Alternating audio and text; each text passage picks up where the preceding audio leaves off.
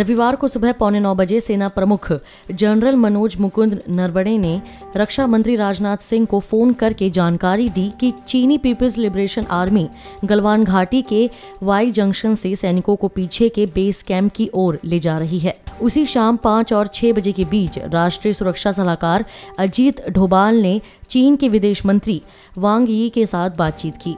बातचीत के दौरान अजीत डोभाल ने पूर्वी लद्दाख में 1597 किलोमीटर लंबे वास्तविक नियंत्रण रेखा के 4 पॉइंट पर भारतीय सेना के गश्त अधिकारों को बहाल करने की आवश्यकता पर जोर दिया।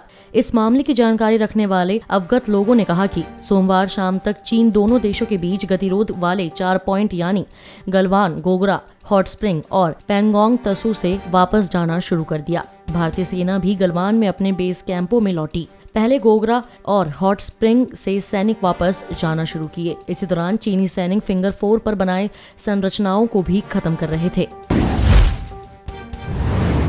अमेरिकी नौसेना ने विवादित दक्षिण चीन सागर में युद्ध अभ्यास कर चीन को अपना दमखम दिखाया है। यह अभ्यास समुद्री क्षेत्र में फिलीपींस, वियतनाम जैसे पड़ोसी मुल्कों पर धौंस जमा रहे चीन को अमेरिका का जवाब माना जा रहा है। अमेरिकी नौसेना ने कहा कि उसके युद्धपोत यूएसएस निमित्ज और यूएसएस रोनाल्ड रीगन ने अन्य पोत और विमान वाहक पोत के जरिए दक्षिण चीन सागर क्षेत्र में युद्ध अभ्यास किया। उसने कहा कि अभ्यास का उद्देश्य हवाई रक्षा क्षमता बढ़ाने के साथ विमान वाहक पोत से लंबी दूर तक मार करने की क्षमता को अचूक बनाना था।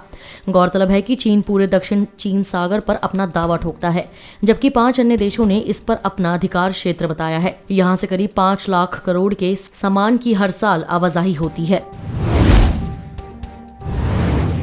कोरोना वायरस संक्रमण के बीच कम्युनिटी ट्रांसमिशन की चर्चा लगातार होती है। केंद्रीय स्वास्थ्य मंत्रालय लगातार इस बात का दावा कर रहा है कि भारत में अभी तक कम्युनिटी ट्रांसमिशन के मामले सामने नहीं आए हैं।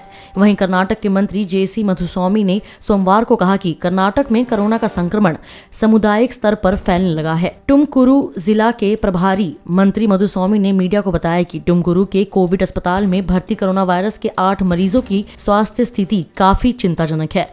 जानकारी के मुताबिक उनके बचने की संभावना कम ही है। हम इस बात को महसूस कर रहे हैं, साथ ही साथ डर भी है कि कोरोना का संक्रमण कम्युनिटी स्तर पर हो रहा है। उन्होंने कहा, हम एक ऐसे बिंदु पर पहुंच गए हैं जहां जिला अधिकारियों के लिए इसे रोकना मुश्किल है। भले ही हम इस पर लगाम लगाने की कोशिश कर रहे हों, लेकिन कहीं न कहीं स्थिति हाथ से निकल रही है। मुख्यमंत्री बीएस येदियुरप्पा, डिप्टी सीएम अश्वत्थ नारायण, चिकित्सा शिक्षा मंत्री डॉक्टर सुधाकर ने कर्नाटक में कोरोना वायरस के कम्युनिटी ट्रांसमिशन से इनकार किया है। आपको बता दें कि स्वास्थ्य और परिवार कल्याण मंत्रालय के अनुसार कर्नाटक में 13,255 और 372 लोगों सहित 23,474 कोरोना वायरस के मामले हैं।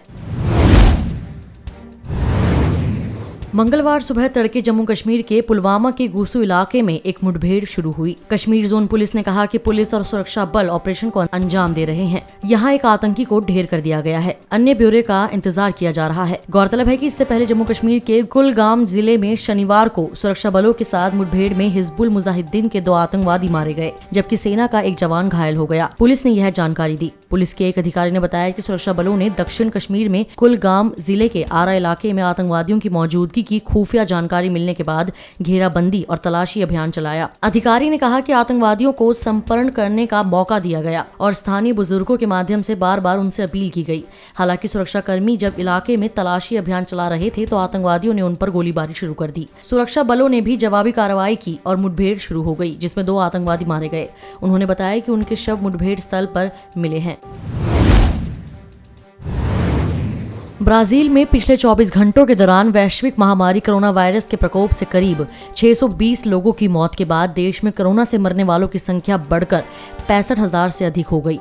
स्वास्थ्य मंत्रालय की तरफ से जारी ताजा आंकड़ों के अनुसार देश में पिछले 24 घंटों के दौरान इस संक्रमण के 20,229 नए मामले दर्ज किए गए तथा अब तक 16,23,284 लोग इस महामारी की चपेट में आ चुके हैं और 65,687 लोगों ने अब तक इसके कारण जान गंवाई है। ब्राजील में इसके एक दिन पूर्व यानी रविवार को कोरोना के 26,051 नए मामले दर्ज किए गए थे तथा 602 लोगों की मृत्यु हो गई थी। ब्राजील कोरोना से प्रभावित होने और इसके कारण होने वाली मौतों के मामले में अमेरिका के बाद दूसरे नंबर पर है। इस वीडियो में इतना ही। मैं कोमल, पंजाब केसरी दिल्ली से। अगर आपको हमारी ये खबर जानकारीपूर्ण लगे तो हमारे फेसबुक पेज punjabkesari.com को लाइक करें और अगर आप हमारी ये वीडियो यूट्यूब पर देख रहे हैं तो हमारे चैनल punjabkesari.com को सब्सक्राइब करना ना भूलें।